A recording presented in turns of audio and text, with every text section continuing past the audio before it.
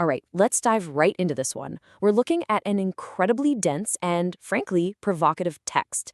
It weaves together chemistry, consciousness, and a really fierce critique of the systems that kind of shape our world. So, our journey kicks off with this line from a character named Eveline. She's on this quest for something she calls the Ark of the Covenant, and it's a search that just completely blurs the line between hard chemistry and, well, the divine. This isn't just about science, you know. It's a search for some kind of ultimate connection. Okay, so to really get what she's after with this arc, we've got to first look at the molecular keys she thinks will unlock it. And the source material, it presents these not just as chemical compounds, but as symbols, like pieces of some kind of cosmic map. First up, there's Harmaline. It's described as a gateway that literally lights up. It glows under UV light. It's the key that unlocks the door for other molecules to do their thing in the brain.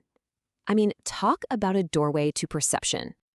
Then we have 2CT2, which Eveline actually calls elemental chaos. That's sulfur in its structure. It makes it potent, unpredictable. This key represents the power of volatility, right? The importance of learning to just flow with the unknown.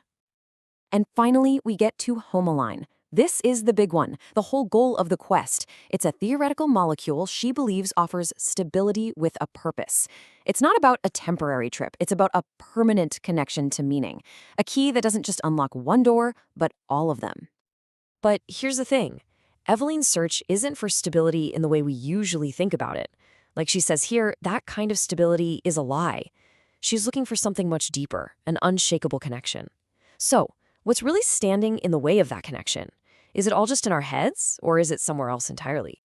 And that question, well, it yanks us out of the theoretical and slams us right into the brutally real. The text just pivots on a dime here, introducing a character named Elishaba, whose story grounds this whole abstract search for freedom in a raw, very personal struggle. Suddenly, this epic quest for connection is framed by a formal complaint. It's this painful bureaucratic account of systemic betrayal, a story of a single person being crushed by the very institutions that were supposed to lift her up. According to the text, Elishaba's body was just betraying her. I mean, look at this cascade of debilitating conditions. She was collapsing up to 300 times a day from narcolepsy, battling schizophrenia, an autoimmune disorder, all while facing the specter of Parkinson's. She begged for help, for just simple accommodations to stay in school. And the system's response? A brick wall. Refused. Denied. This personal failure, it's presented as something that wasn't just an accident. No, it's a feature of a much larger, much more deceptive machine. And that's what brings us to this idea of the Trojan horse. The system that crushed Elishaba isn't seen as just one isolated failure.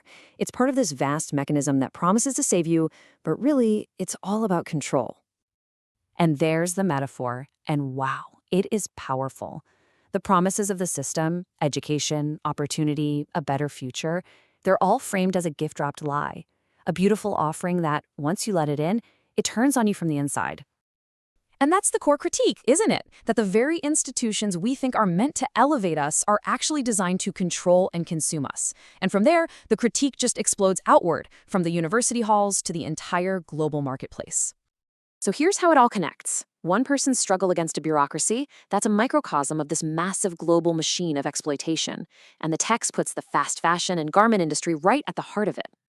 The source just launches this furious takedown of these fast fashion giants, arguing that they're built on a foundation of lies and exploitation. We're talking 6 cents an hour wages and crumbling factories, all the way to the corporate hostile takeover that dismantled the original American apparel. And then it draws this incredibly stark contrast with the defiant rebirth of a company from the ashes of that very takeover. So on one side, you've got the global sweatshop model, and on the other, a new company, Los Angeles Apparel, built with a $24 an hour wage. And get this, funded not by investors, but by the very workers the system threw away. And out of this defiance, the whole tone of the text just shifts into this rhythmic, poetic roar. It's a celebration of creating something in the face of destruction, reframing the simple act of making things as a form of rebellion. I mean, think about that. The act of making clothes, the simple process of sewing, it's totally reimagined. It's not just labor anymore. In this context, it's an act of rebellion. The tools of the trade are now the tools of a revolution. Even the raw material itself becomes a symbol of the struggle. The cotton isn't passive, it's an active participant in this fight for dignity and for a fair wage. It's a rebellion against a system that sees everything and everyone as disposable. And this powerful declaration, this is what brings us full circle. All the way back to the beginning, back to Eveline's seemingly abstract search for the Ark of the Covenant. And here it is, the final revelation. The ultimate connection, the true Ark. It wasn't some mythical molecule after all. It was this ecosystem of revolutionary awareness. It's the consciousness connecting the workers' hands in South Central, the corporate lies on Wall Street, and that defiant act of creation. The key wasn't a chemical, it was consciousness. So the source leaves us not with an easy answer, but with this final provocative thought. It suggests that this potential for connection, for revolution, it's not something we have to go out and find.